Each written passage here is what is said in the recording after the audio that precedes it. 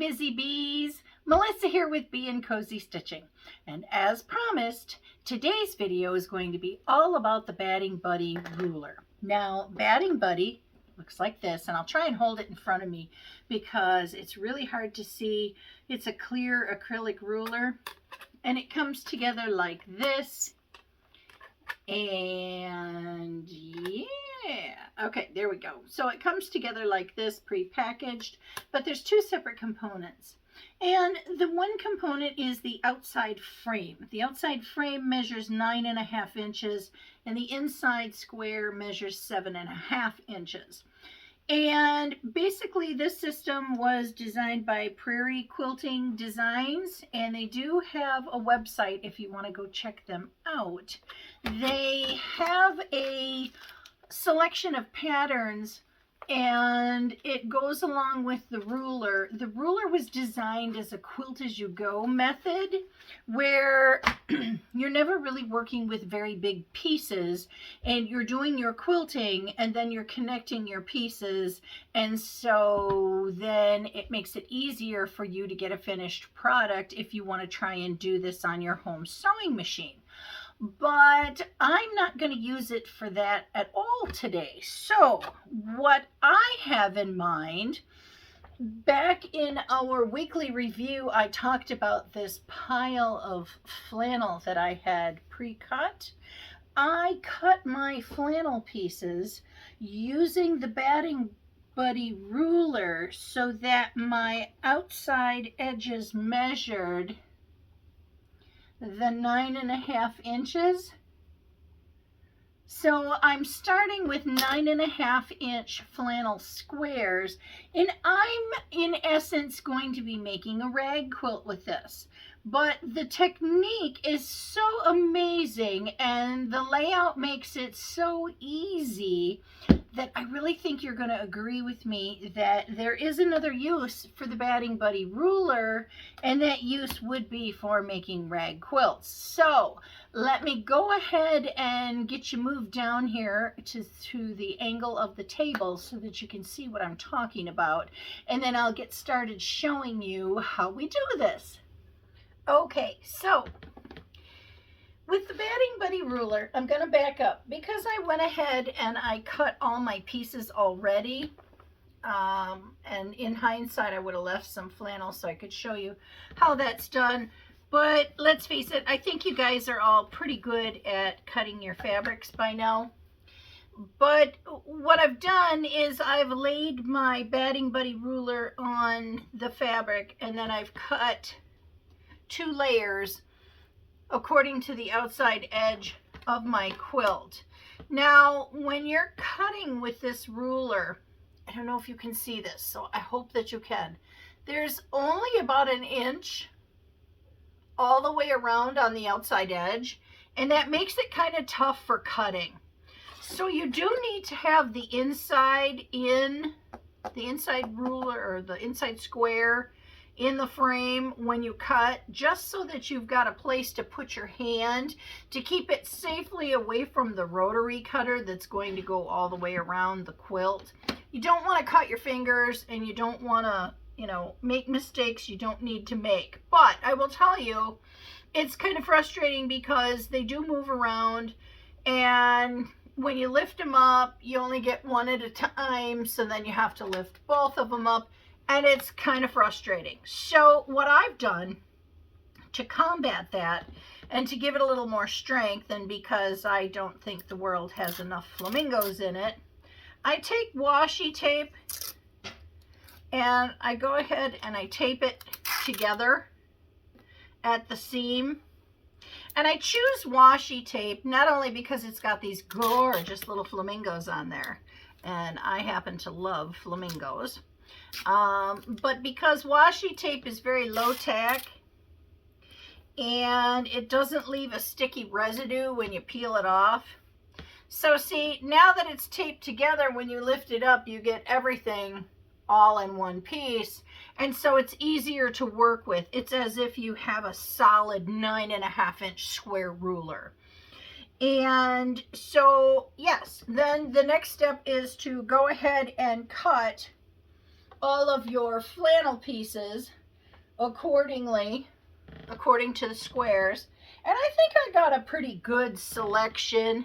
I'm thinking it's kind of north woodsy, and I'm real pleased with it. I'm happy with the colors that I got out of my scrap bin.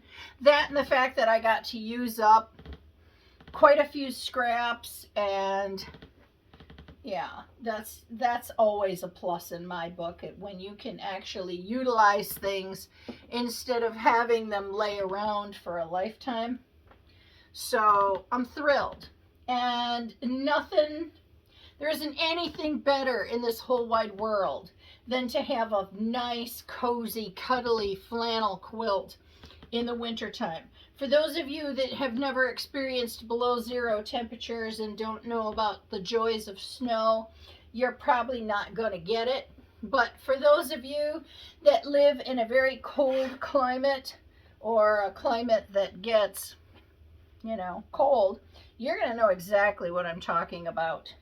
And nothing beats it.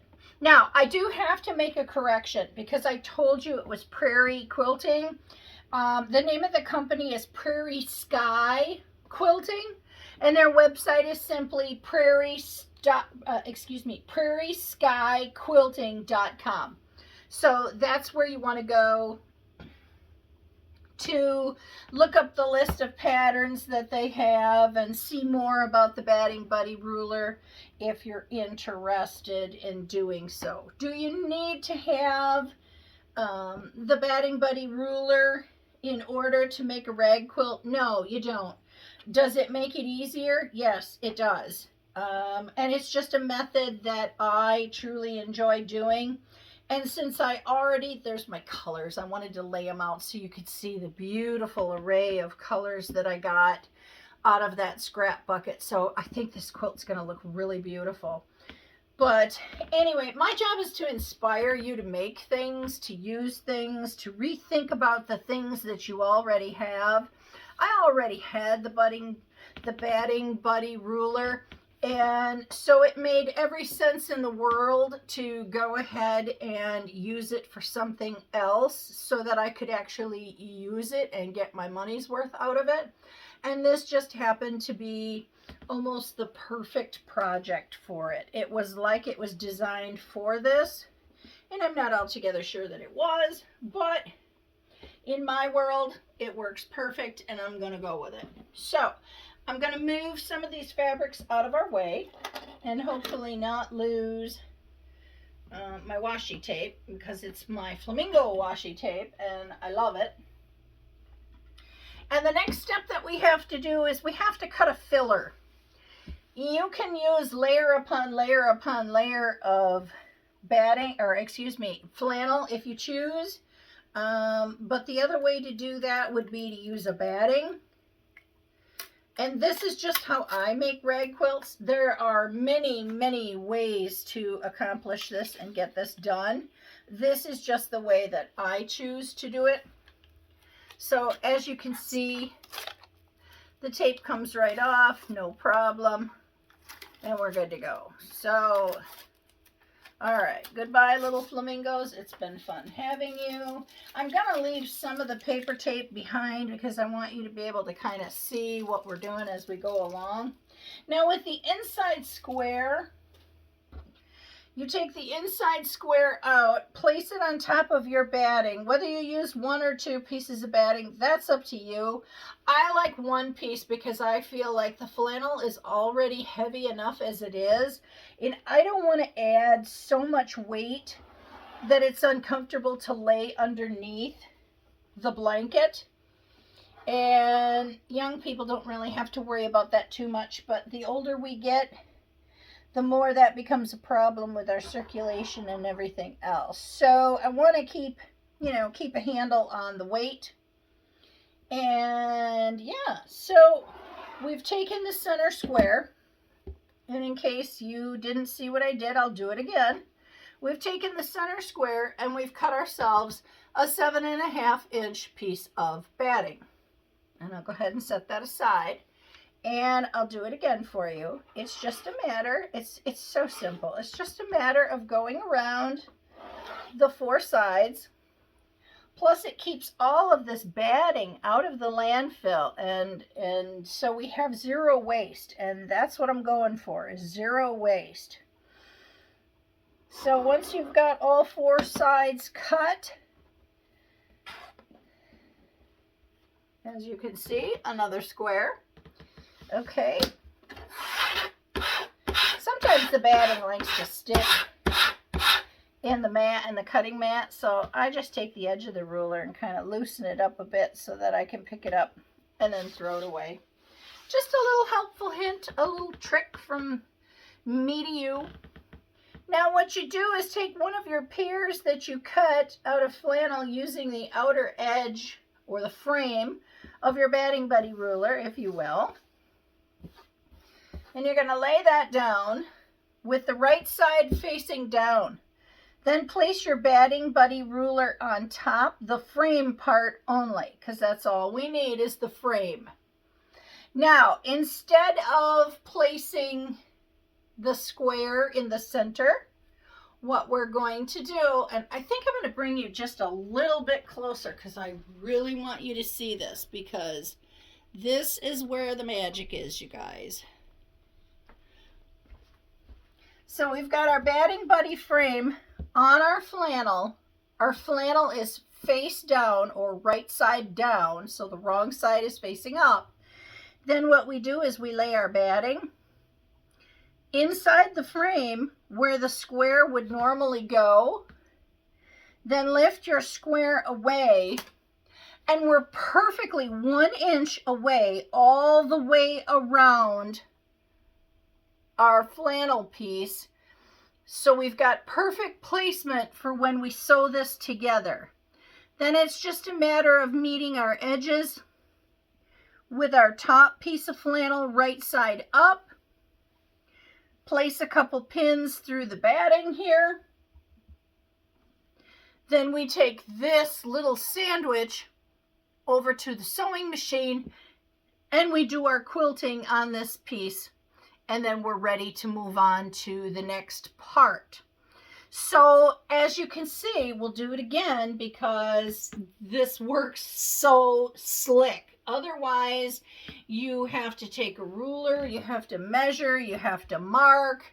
You want to make sure that your batting is 1 inch away on all 4 sides of your piece for placement. So I've taken my flannel, I have my right side down, so my wrong side is facing up. I place my batting buddy ruler on top of it, minus the center square, just the frame. Then I take my batting piece that I cut using the center square, and I lay it inside the frame where the other square would normally be. Then I lift the frame and I'm perfectly placed 1 inch all the way around. So this is in the perfect spot. Then I take my top piece and I match my sides and make sure everything is laying where it needs to. And then I place a couple pins so it doesn't move. Then I lift up my sandwich. I take it over to my sewing machine and do whatever type of quilting in the center that I want to do. Anything goes. You can do whatever you want. Normally what I will do is I will quilt in an X shape because I think that's pretty much all that it needs. You need to hold it down in place and you need to have enough in it that it isn't going to move or shift on you. So if I go from corner to corner, on each corner and I stitch through and make an X through the center of my square, that's all I need, and then I'm good to go. So what I will do now is finish cutting out all of my batting pieces with my center to the ruler and putting my sandwiches together, and then I will meet you over at the sewing machine and I will show you the setup, my setup, and what I do to get my quilting done in the center of my flannel squares. So you go ahead and get yours cut. Get yourself ready, and then I'll meet you over at the sewing machine. Okay, so we're over at the sewing machine now, and a couple things you're going to need to do the next step. Obviously, your sewing machine. You're going to need a walking foot. And for those of you that don't know what a walking foot is, it is a specially designed foot that has a set of feet or feeds on the top that work in conjunction with the feeds on the bottom. And every time the needle bar lifts, it lifts the feet so that it can walk over the top of your fabric, so that when you get thicker layers going on, it doesn't push the fabric so it's uneven or bunches or puckers. It feeds both layers through nice and even, so you get a really nice finish. So make sure you have a walking foot. You're going to need a sized 14 or 16 sewing needle. Try what works best with your machine. A universal 14 works just fine with my machine, so that's what I'm going to be using. There we go. Got my foot on. Then the next thing you want to do is you want to bring down your stitch length. You want a smaller stitch length. So a 1.8 or just below the 2 is a perfect size, because you want them to be closer together, so number 1, they don't break when they get pulled, and number 2, so they don't start unraveling on you. The next thing you might want to do is put a zigzag stitch in there, and then bring your zigzag down to barely there at all. Because what happens is the stitches then are uneven as it goes down the fabric, and that way if you yank on it in one direction, the strength or the pull is not just one straight line, it's on either side, and so it pulls unevenly, so it doesn't pop the stitches. And I know there's better words than I'm coming up with currently, but I believe they call it a wobble stitch, when you bring down your zigzag stitch so fine that you can barely see it. You barely know it's there. Then the next thing we're going to do is we're going to line up on the corner. Let me pull another one off the pile. We're going to line up on the corner, and we're going to stitch through the block all the way to the bottom corner. And we're going to do that on each and every one of these blocks. And then we'll come through and we'll stitch on the opposite side from corner to corner. What we're doing is we're creating an X through the center of our quilt square. So let me see if I can get that shown to you. Oh yeah, that little wobble works just fine.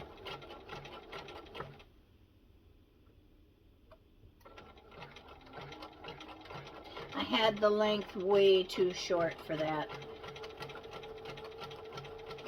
Now there's other aids that help you work corner to corner better so that you have a nice straight line. I kind of like to just pinch, and I look at my finger where I'm trying to go, and usually that gives me a pretty straight line. So I'm not going to draw through the center, and if it's off a little bit, I don't really care. These are for me. I enjoy them. I enjoy that dorky homemade look, so I'm not going to get too caught up in the measuring and the marking, and I'm pretty much just going to enjoy the process. We're almost to the end here. Wonderful. All right, so we're through the first one, and I don't know if you can see this or not, but this is that wobble stitch. It's so slight you really can't see it. You really can't tell. So now what we're going to do, because we have it going through this way, we're going to go through this way now. So I'm going to line up the corner with the center of my foot, and away we go. And we're going to work ourselves all the way across here till we get to the end. Remember, we're aiming for the opposite corner.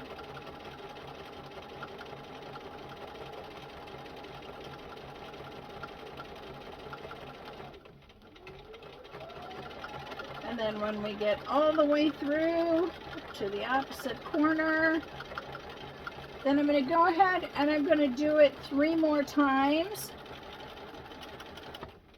just so I can show you.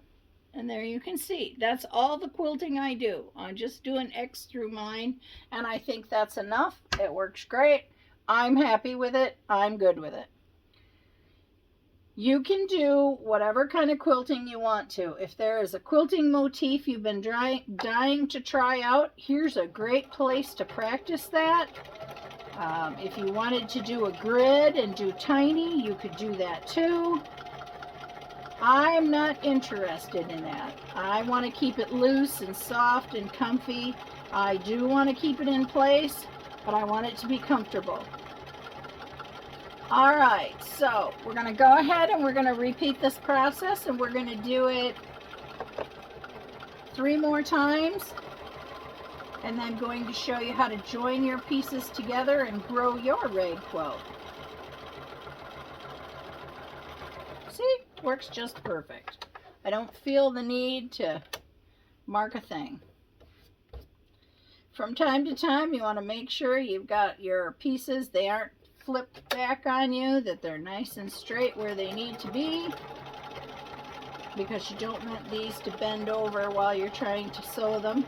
You want to keep them nice and flat. Keep them together. Your batting isn't going to go anywhere. Now, I didn't pin mine. Pinning is up to you. It's optional. As long as you don't move your pieces around a whole lot, it really shouldn't matter whether you pin them or not. Flannel likes to stick to batting, and batting likes to stick to flannel, so you should be pretty safe that way. And see, now I have another block done. So now I have 2. And here comes 3. And you're going to want to go ahead and do as many as you want. 4 across and 5 down makes a really nice lap-sized quilt if you are using the Batting Buddy ruler and your finished block is coming out to be about 6-7 inches. The 4 across and 5 down makes a really nice lap quilt. If you want something more substantial so 2 of you can snug underneath it, obviously you're going to want to make it bigger. But the joy about this is, once you get it all made, if it isn't big enough, it is so easy to add more blocks to what you already have. So this is one that can grow and grow and grow, and it works perfect.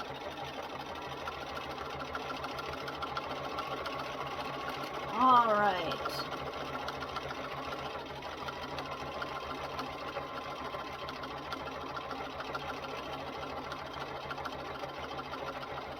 Now, if you have a seam guide, that's a lovely tool to help you with the next step, because we want to make sure we get a good 1-inch seam going now.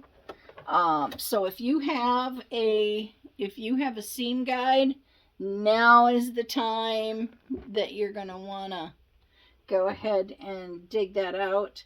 Now, I kind of cheated. I had one left over from another project that I had done. And don't ask me why I put it in this pile, because it should have been in a different pile. But I had one that was already sewn together. And I'm just going to use that for the instance of our video. And that way we can get our process going much quicker. Now, I think that I'm going to join these 4 together I think that looks kind of nice. There's no way for you to see. Let me see. There we go. So there, you can see my 4 blocks, and I think that'll look really cute all sewn together. So now what we have to do is we have to put 2 blocks together. We don't worry about right sides because we really don't have right sides. That was the whole purpose of cutting 2 squares out of our fabric, was so that the front and the back were exactly the same fabrics, so that way it looks the same from front to back. And yes, if you want to go ahead and trim all your little threads, now would be the perfect time to do it, to keep them out of your way and just give you a much nicer finished product. Okay, so once you have them all layered and you have your rough edges together, you want to sew a 1-inch seam. Now remember, I don't know if you can see. Let me see if I can. Here, let's do this one. I think this one will be easier for you to see. You can see that our batting is 1 inch away from the edge of our fabric, and what we want to do is snug up our stitching line right next to the batting here. So we want a 1-inch seam allowance. And some sewing machines have that marked, others do not. So if you have a seam guide that you can put on, that you can tack down, or Bernina makes a really nice seam guide that goes the whole distance.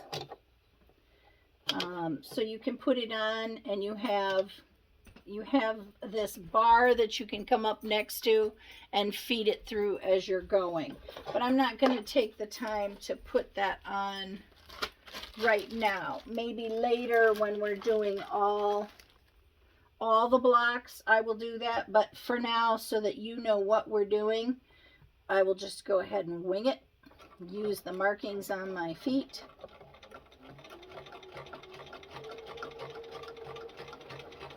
And now you know why it's really important to have your walking foot on, because now I'm going through 4 layers of flannel.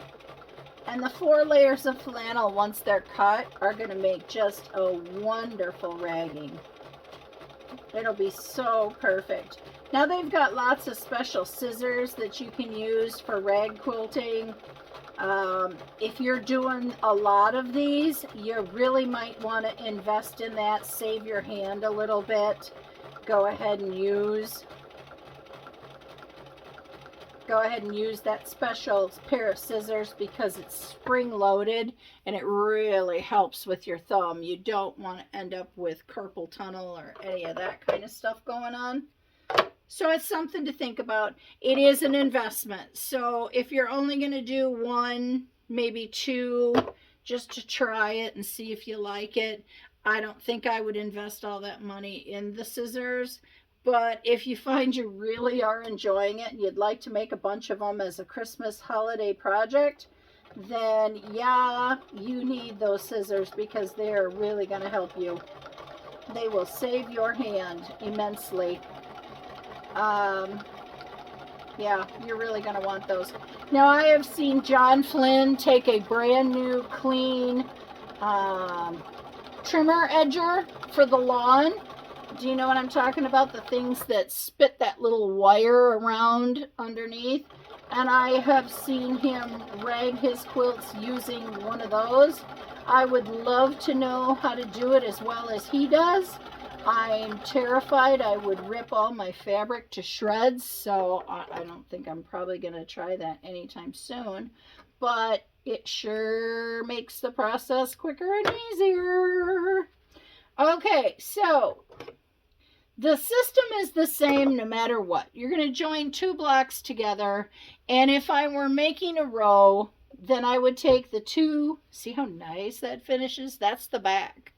This is the front. And then we're going to take our scissors and snip all this. And that's what's going to make that soft chenille looking thing. It's wonderful. You just want to make sure that you have the same sides together. So If the smooth side is down, the smooth side on all of them has to be down. So when you're putting these together, you're going to do it this way. So when it opens up, all four of these are smooth in the back, and all four of these have that 1-inch piece that sticks up on the top for trimming. So if I were making a row, I would just keep going and adding block to block to block to block to block until I have this piece here, this row, as wide as I want the row to be. Then it's just like any other 9 patch. You're going to bring your pieces together, but you're not going to push these down. If you push these down when you sew them, one way or another,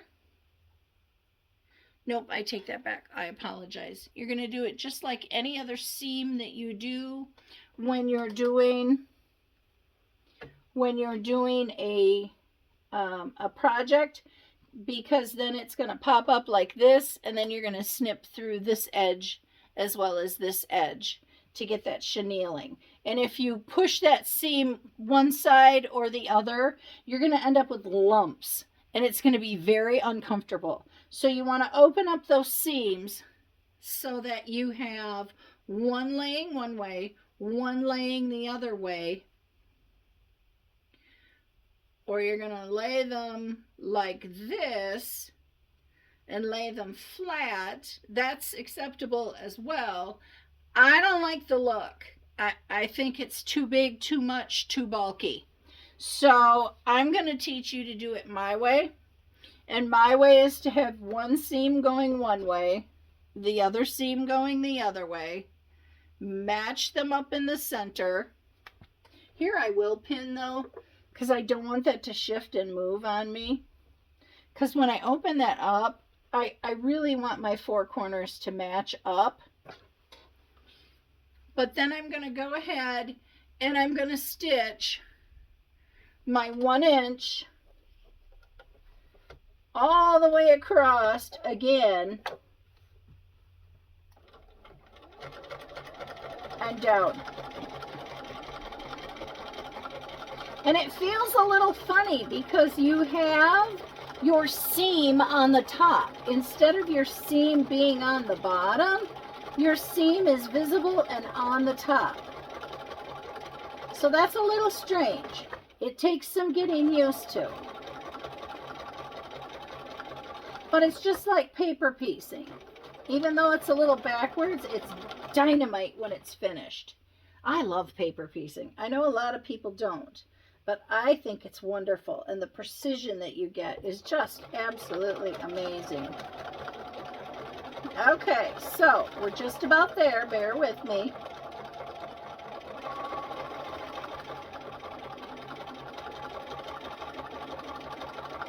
Hi-ho, it's off to the end of the row I go. Hey, there we go. A little working tune for the working gal. All right, so here we are.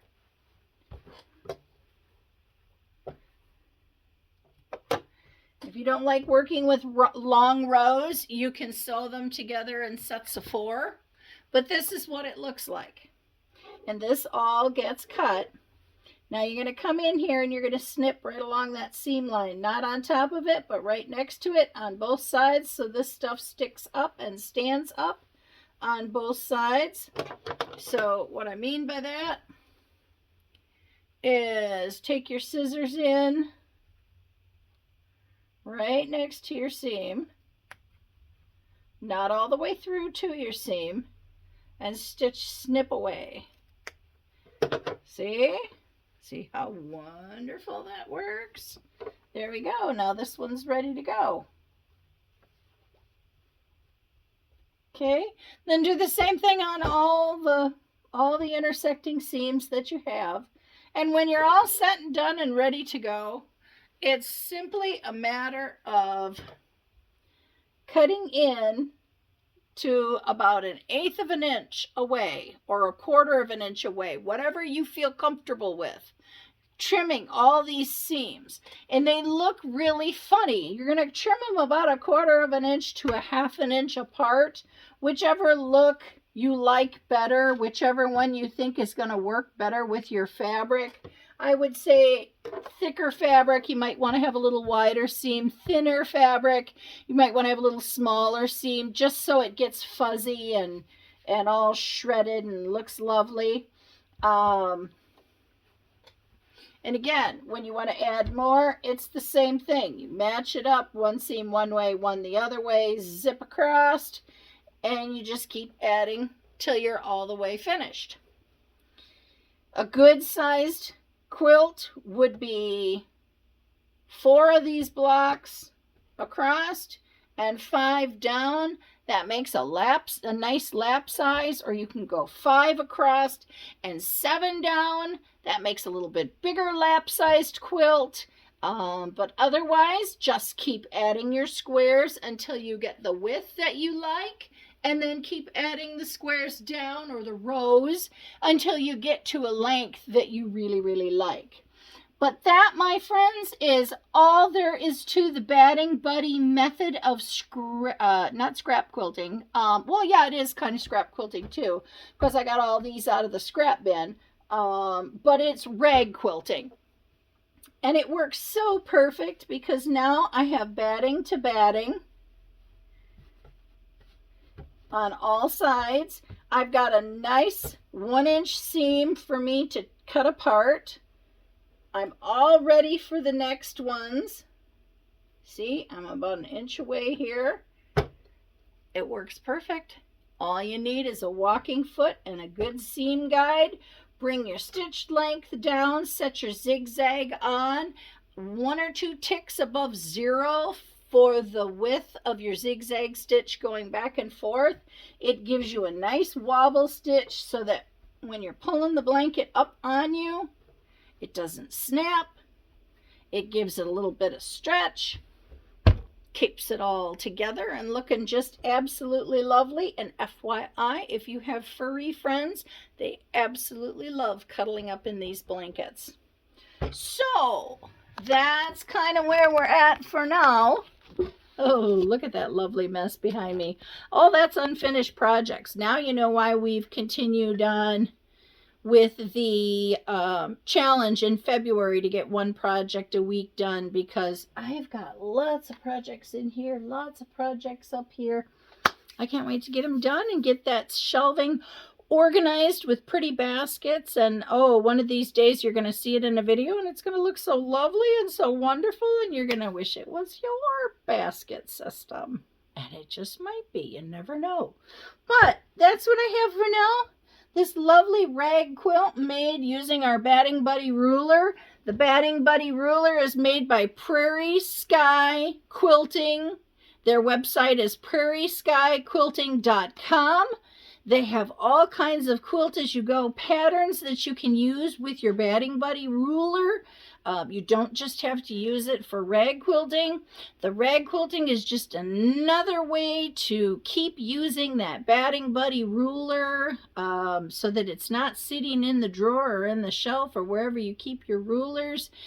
I love it when we can use and multi-purpose things. You know, the other part that I really like about the Batting Buddy ruler is there's a 7.5 inch square template, and it's clear and see-through, so if you ever need to do some fussy cutting, it's perfect. You can lay it on top, cut around it, and you've got it. It works perfect for that. The other thing I like using my Batting Buddy ruler for is making pot holders. It's the perfect size. It's just big enough where your hands don't get burnt, and not too big that it gets in your way all the time. I just absolutely love it. So I would highly recommend it for that as well. Otherwise, guys, that's pretty much all I have for this time, and I really hope you'll give it a try. If you don't want to use a Batting Buddy ruler, remember your inside piece of batting needs to be 2 inches smaller than your outside. Your fabric square is cut.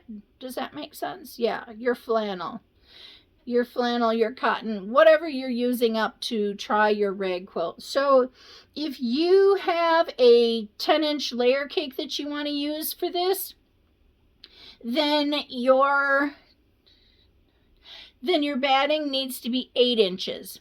The inside cut is 8 inches. And then you want to make sure that you've got an inch clearance all the way around the outside of that 10-inch layer cake square when you set your piece of batting onto it.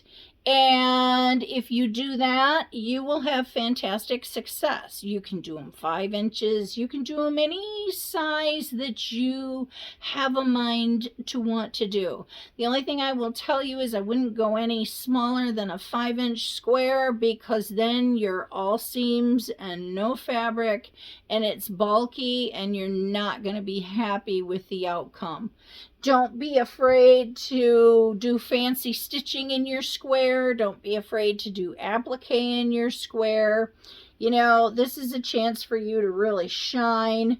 The back side is just plain, simple, put together, but it's beautiful and it's soft and it's cozy. And when it's cold outside, there is nothing better. Nothing at all. So with that, I'm gonna have to say goodbye to everybody. I can't wait to see you again. I hope you were inspired to try this. Good luck, happy stitching, and I will see you soon. Bye for now.